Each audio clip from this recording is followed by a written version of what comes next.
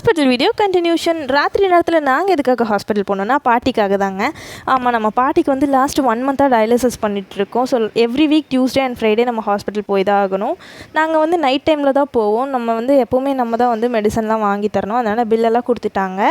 So bill எடுத்துகிட்டு கீழே pharmacy போனால் அவங்க வந்து கார்டு ஒர்க் ஆகலன்ட்டாங்க. இவன்ட்ட கேஷ் இல்லைன்ட்டான். சரி ஓகே, நான் ஏடிஎம் போய் எடுத்துகிட்டு வரேன்னு போயிட்டு வந்து அவன் வந்து ஏடிஎம்லேருந்து எடுத்து மெடிசன்லாம் வாங்கி என் கையில் கொடுத்துட்டான். சரி ஓகே, நான் மேலே கொண்டு போய் கொடுத்துட்டு பாட்டிக்கு கொஞ்சம் தண்ணி கொடுத்தேன். பிஸ்கெட் கேட்டாங்க.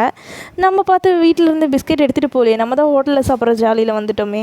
சரி ஓகேன்னு சொல்லி கேன்டீன் இருக்கும்ல, கேன்டீனில் போய் பிஸ்கெட் வாங்கலான்னு சொல்லி நானும் அண்ணாவும் கேன்டீன் போனால் அண்ணா ஒரு டீ குடித்தா, நான் ஒரு சாண்ட்விச் சாப்பிட்டேன். சாப்பிட்டு பாட்டிக்கு பிஸ்கெட் எடுத்துகிட்டு மேலே வந்து பாட்டிக்கு பிஸ்கெட் ஊட்டி விட்டு கொஞ்சம் நேரத்துலேயே பாட்டியோட டயாலிசிஸ்லாம் முடிஞ்சிருச்சு. அவங்க வெளியே கூட்டிகிட்டு வந்து விட்டுட்டாங்க.